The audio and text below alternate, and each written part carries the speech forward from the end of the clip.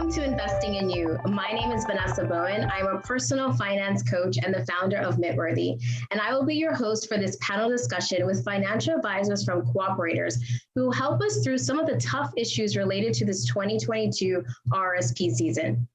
With us today is José Brisson, a financial advisor for cooperators in Orleans, Ontario, and Peter Mirage, financial advisor for cooperators in Stratford, Ontario. Also joining us is Jonathan Chevreau, founder of the Financial Independence Hub. Welcome all. So I wanted to begin by really talking about some revealing findings that we found in a new Angus Reid Forum poll that surveyed financial professionals in the banking and wealth management sectors across Canada. The poll was called Canadian Attitudes on RSPs and found that with the uncertainty that we're facing these days, Canadians are really looking for immediate solutions and they're searching online for answers. And they're really seeking this comfort in, this pack mentality that is fueled by this fear of missing out, investing anxiety. So in the poll and in the research, we're seeing this, culture of now that is really impacting financial planning. And in fact, in the survey, 85% of respondents said that this trend is competing against retirement planning needs and priorities. And, of course, this is understandable, right? Consumers are really facing a lot of fatigue with the pandemic, and they're really shouldering a lot of these emotional pressures around financial security all on their own. And so we're seeing in this 2022 RSP season, there's a lot of factors that are converging. And one of them is that the RSP is not really being utilized fully by many Canadians. And what we found in the poll was that 93% of financial professionals feel that Canadians have not yet maximized their RSPs or TFSAs, and 72% are saying they're feeling really frustrated when they see Canadians really rush out right before RSP season and leave a lot of their other parts of their financial needs really being unplanned or unattended. So I'm going to start and kick off this conversation with Peter. And Peter, give us some perspective around all of this. Well, Vanessa, thank you very much. And I couldn't agree more with the survey results. The challenge is there's so much information out there. People actually get paralysis from it. Just they have an overload and they are absolutely fatigued even from the information. March 1st, 2022 is the RSP deadline, but we look at this as a holistic approach. We don't look at it as just that date on the calendar. We look at a holistic financial plan. So we look at people's values, their goals. What is their lifestyle? Do they want to give money to charity, leave a legacy? Do they have any tax considerations? So the idea of it in terms of this holistic thing, we look much broader than just, hey, why don't you make an RSP contribution? Where we actually look at it on an individual basis, and we do truly make this amazing, holistic, non-judgmental plan. And I'm really proud of the work that we do. And most people are afraid to ask. So I just say to people, start doing a financial plan. You'll be very, very impressed. It gives you kind of a roadmap. Yeah, it's totally true. It gets people out of the dark. It gets them the clarity. It allows them to take that next step. So I want to circle back to this culture of now and, how it's hindering people from making retirement planning a priority. José, I'm going to throw this question over to you. Give us some context on this point and what we're seeing around what's now in today's world. Yeah, I thank you, Vanessa, for the opportunity to participate today. The culture of now, I think, is highly driven by social media and people wanting instant gratification or looking at all of their friends and families' recent pictures of recent trips or latest, purchases, and them wanting to be a part of it as well. And it leads to a lot of misinformation, a lot of information, and people don't know what to do with that. So it's important to seek out the help of an expert to help you navigate through this world of TFSAs and RSPs and the different types and what those tools can do for you for your future. Yes, absolutely. And on that note of social media, John, I'm going to throw this question over to you because, we're seeing this FOMO. And when was this point where FOMO, this whole thing on social media, when did that leak over into our investment thinking? Well, I think FOMO has been around a long time, and people may not have had the phrase FOMO, but 20 years ago, the boomers in the late 90s had the first tech wreck thing. When Amazon first went public and had the dot-com crash, etc. Here it is, like 22 years later, and the new generation, millennials, and maybe some Gen Xers, are all talking at cocktail parties about the fear of missing out, FOMO. I think the solution to FOMO is to have a good advisor and have a diversified portfolio. Use things like asset allocation ETFs, have exposure globally to all asset classes, stocks and bonds primarily, and then just kind of do other things with your life than worry about money. Yeah, absolutely. And like you said, like asking the right questions to the right people. And I think that's what we're seeing here. If we don't ask the questions, we don't learn. And a lot of Canadians right now are really shouldering this emotional pressure with their finances on their own. And I really think a key part of what's also holding people back from embracing RSPs and TFSAs is this self-judgment that they put on themselves when past financial situations didn't pan out the way that they hoped for. So I'm going to turn it back over to you, Jose. What are your thoughts on this?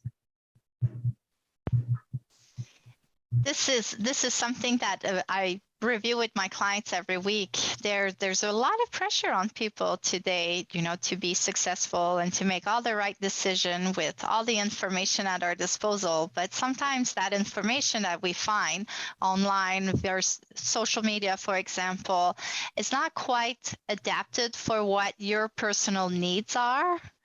And that's where it becomes important to find a financial advisor that you can relate to, and that's really going to take the time to find out what your long-term goals are, what your short-term goals are, and educate you on the best options and products for you. It's important that you find out about what your personal investment style is so that you're investing in funds that relate to your personality and that allows you to sleep at night, for example. So those are all things you should consider. Don't be too hard on yourself. You can't be an expert at everything, but seek out the help of an expert in that particular field to help you. Yes, I totally agree. Getting that education and the education on who you are and how you want to really show up in your financial life. And that kind of really looked at what we saw in the poll where 83% of people, they're pretending as if they know more about financial matters than they really do. So they're lacking that education. So tell me, Peter, does this observation surprise you at all?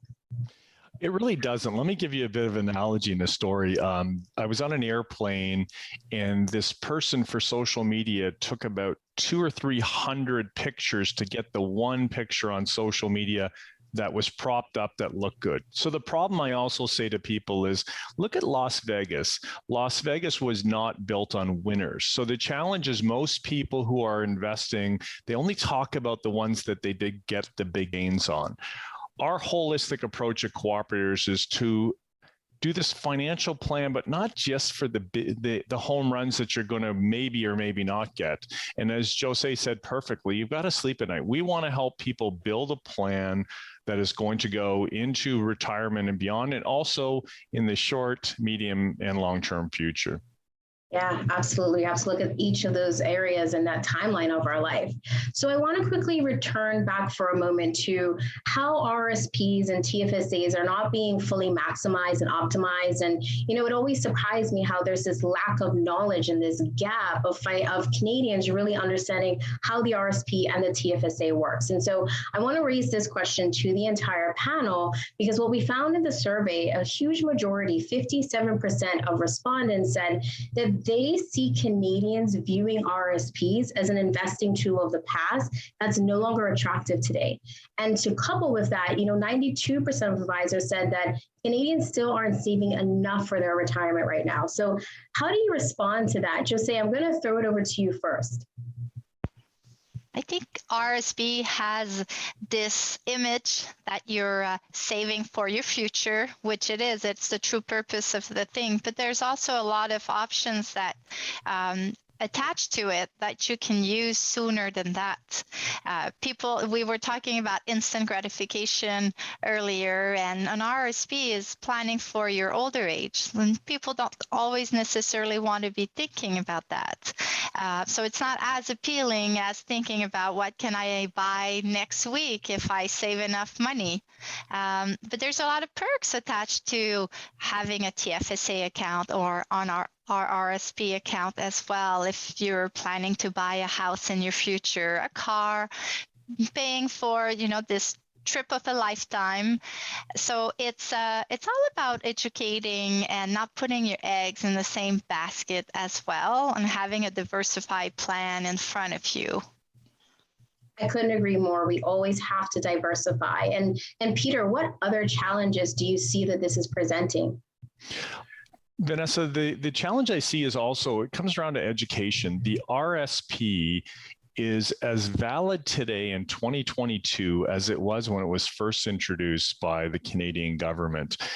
The beauty of the RSP is that any contribution made, even as we said up to March 1st of 2022, is at the highest marginal tax rate. What that means is that it's as though you made an extra dollar on December 31st. So because the tax structure in Canada is on a gating, so each time you make, for example, the first of 10,800, you literally pay no taxes. So people don't really understand that. So the nice thing is, if you're in the highest marginal tax bracket, the RSP will give you some significant tax relief. It also is deferred. The growth is deferred. So when you're retired and you're in a lower tax bracket, you can take money out at a lower tax in retirement. So anyway, it's an incredible tool that's so valid today as it was when it was first introduced. Yeah, absolutely. It's not going anywhere. So lastly, John, over to you. Give us some perspective on this as well. Well, I agree totally with what Peter just said, but I'm certainly biased, sort of preaching to the converted when it comes to me. My wife and I have always maximized our TFSAs and our RSPs since we were married. And in fact, our daughter, luckily, was 18 when the TFSAs were introduced, and she soon maxed out. She succumbed to FOMO, but Dad, I want to buy Apple, I want to buy Netflix. Actually worked out not too badly. So she's coming home from Hong Kong soon, and she might be able to buy a house because of she's got a bit of a down payment there. She may need a little help from the parents, though. But as far as the RSP, I think forget about this stuff with the RSP being archaic. It's not archaic. It's the best deal around, except maybe the TFSA. As Peter said, for high income earners, it's a no-brainer. You don't want to be, for example, if you're making, I don't know what it is, $100,000 a year or something like that, that last $10,000, as Peter said, the top marginal rate, you're going to be paying 50% of your in tax, depending on your province. So a $10,000 RSP contribution will immediately give you a $5,000 refund. That $5,000 would be almost everything you need for your TFSA. TFSAs are great, I think, for younger folk, particularly if they're not in a high tax bracket.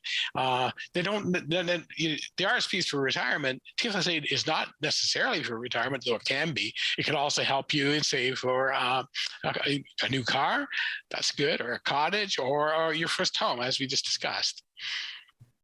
Yeah, absolutely. There's so much potential that we can use and have both of these vehicles for. And going back to what we talked about earlier, is the education and allowing Canadians to be educated on how to use both of them.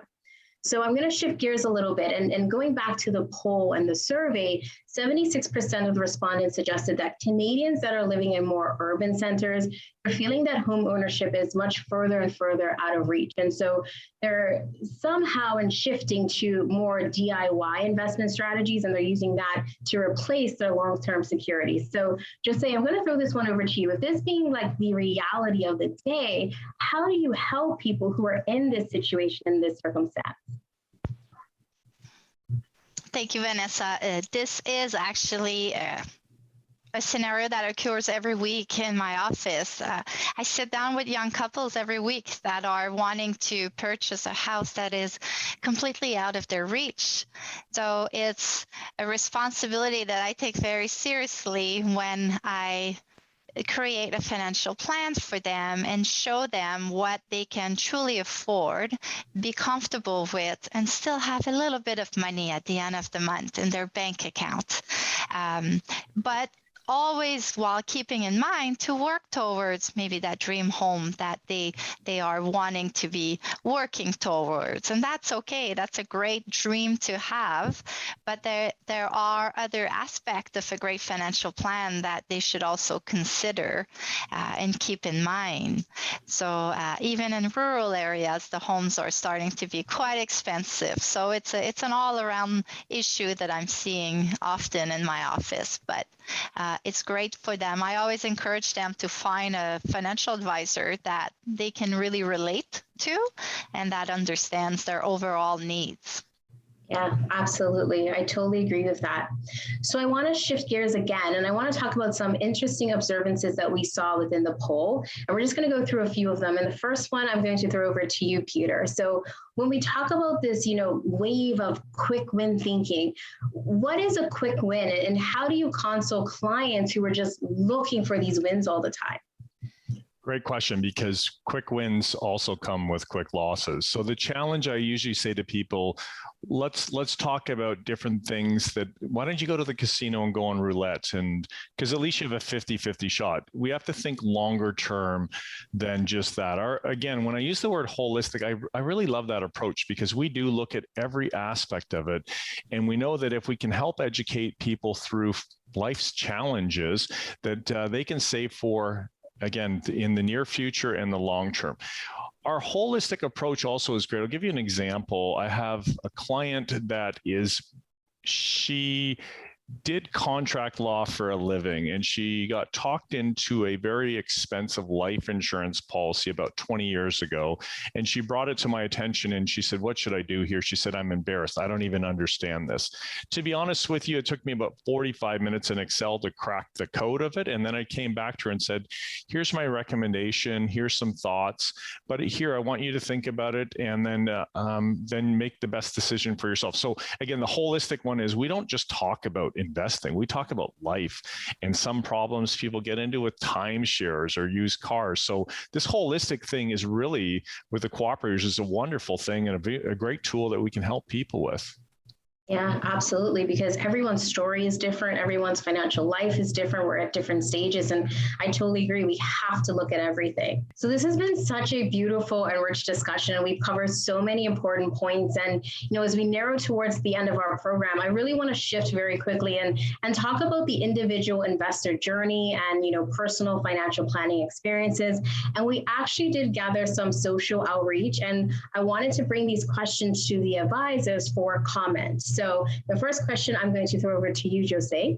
And the question is, we ask friends for restaurant recommendations or seek out a family member's advice before we buy a car. So why can't we share thoughts about investing strategy with each other? That's an excellent question, Vanessa. And of course, I 100% agree that it's totally okay to ask your family, your friends, your circle for information or what their preference is. If you see somebody around you that is very successful or that runs their own business or seems to have it together, it's totally okay to ask and try to educate yourself. What is also important, and that should be your immediate step after you gather all this feedback, is to bring it back to the table in front of a financial advisor that can review these and ensure that it matches what you're trying to accomplish for yourself. Depending on your short-term or long-term goal, they need to match, and we need to make sure that it's diversified and that you will, have better chance of reaching what you're trying to accomplish for yourself. Yes, absolutely. Sit down with the right person and get the right advice. I totally agree, Jose. Mm-hmm. So Peter, I'm going to throw this question over to you. I have a system, I've made money with it. Why do I even need an advisor? That's a great question, because I do hear that, because people say, well, this is my system. Fair enough. Oftentimes the system is not balanced, meaning you need to have a more balanced approach, because if something goes offside on the system, it could go very, very poorly. The nice thing about with our investing, we do get into, as John mentioned, we get into portfolios. So we want to broaden the risk, number one. Number two, we actually will be on an individual basis. So if you're young, we're going to have heavy weighting on equities. But as you age and you no longer have income coming in, well, you better be in a very safe perspective because you don't have the ability to regenerate any losses. So I would say our system is a diversified system, and it's a great way of actually making sure that we have a long-term approach that we're going to give you long-term success on. Absolutely. I love that. So I'm going to throw out two questions that I've actually received from my own coaching. And I'm going to throw this one right back to you, Peter, because this is one we hear so much right now. But the question is this: how do I prioritize RSP contributions when I'm in debt? The cost of groceries keeps going up. My family's living expenses keep expanding. I constantly feel like I'm sacrificing today to save for tomorrow. What do I do? This is a very common problem. And I usually tell people that come to me because first off, they have to trust me, because if you don't trust your advisor, there's no point. But then they get into these full disclosures. And I say to people, let's look at your budget, because the old adage is, it doesn't matter how much you make, it's how much you spend. So the challenge is the accumulation of small things. For example, people that go to Tim Hortons, it can be a repeatable behavior, but when you accumulate these small $2 here, $6 here, during the course of a month, you could easily eliminate that and you could be saving, say, for example, $100. So I usually try to help people, let's look at your budget first. And if you really open up, I can help you with some practical ways that it's not going to alter your lifestyle tremendously, but then we can start to look at saving for the future. And I say the old Chinese proverb is one I love: when's the best time to plant an oak tree? Well, the best time's 20 years ago, but the second best time is now. Yes, absolutely. We have to start now if we haven't. Okay, this last question here, Jose, I'm going to throw it over to you, because we've talked about a lot of factors that are impacting people right now. And so how is Cooperators equipped to respond to investors' needs with everything that they're facing right now? So for years, we've been looking out after our clients from all of their insurance needs and investment as well. But we've been hearing a lot about our clients that they felt that they were overwhelmed with all the information that was out there, and they did not know what to do with it. And since we have, an expert channel of financial advisors across the country, we thought, why not help our clients with that aspect of their lives as well, because we have all the tools available and the knowledge to help them.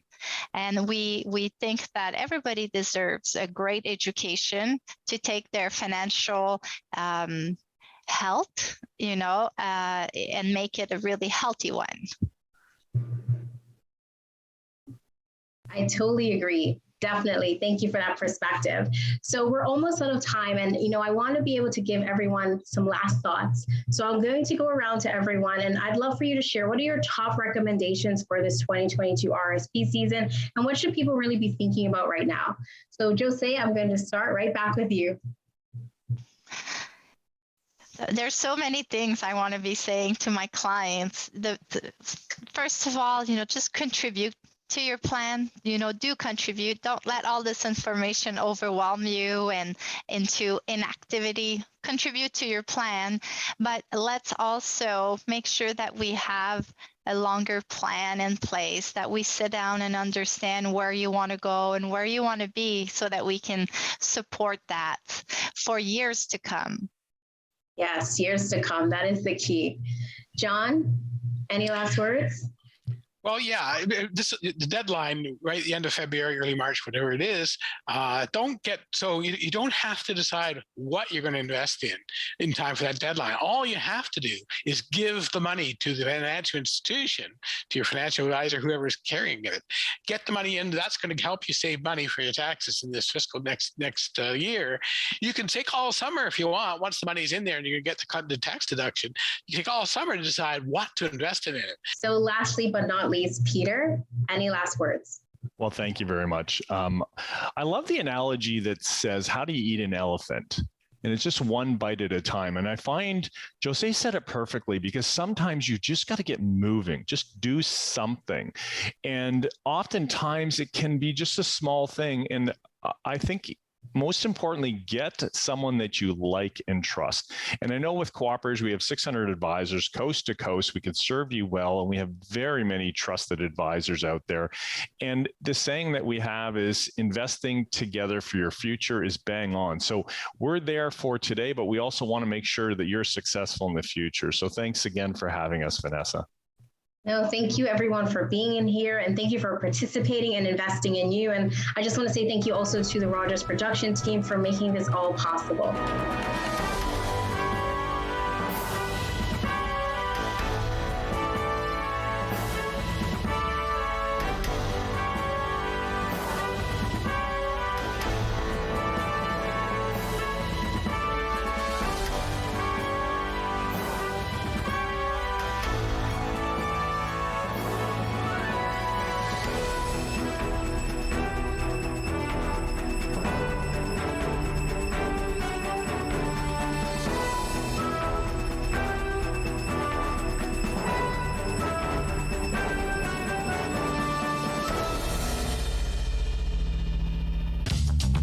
This program is brought to you by Ignite TV.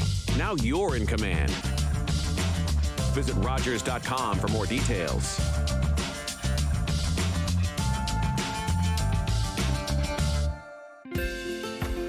Call the Rogers TV viewer response line, email us, or connect with us on social media.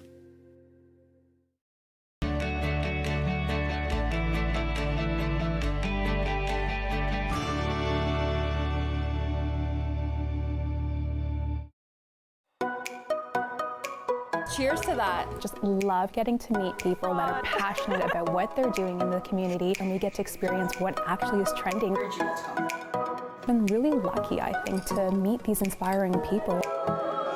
It's a show to actually have fun and engage with people. The show is based on fun. Let people get excited about junk. What? And inspiration. Watch #Trending with Aaliyah Thursdays at 7 p.m. on Rogers TV. Hey, what's going on, everybody? Tyler Fines, host of Off the Puck Hockey on Rogers Channel 20. We interview some of the biggest names in hockey and sports. Check us out, Rogers Channel 20, Off the Puck Hockey. Let's go. It was our 35th anniversary. To celebrate, we were on our way to Mama Rosie's, where we had our first date. That's when we heard coming from the radio. So we stopped and listened. It helped us get to safety. So when I think of our anniversary, because now we have even more to celebrate.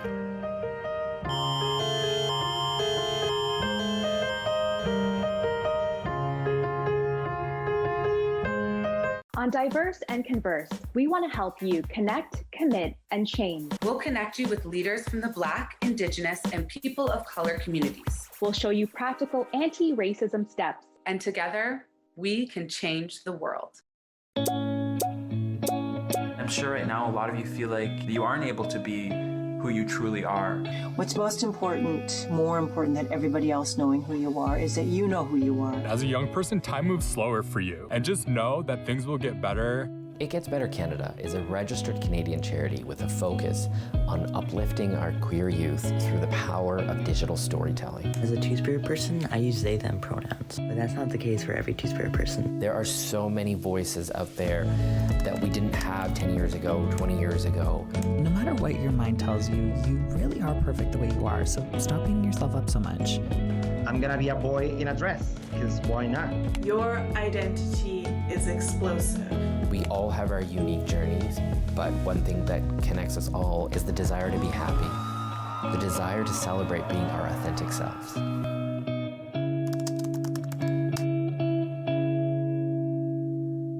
On Diverse and Converse, we want to help you connect, commit, and change. We'll connect you with leaders from the Black, Indigenous, and people of color communities. We'll show you practical anti-racism steps. And together, we can change the world.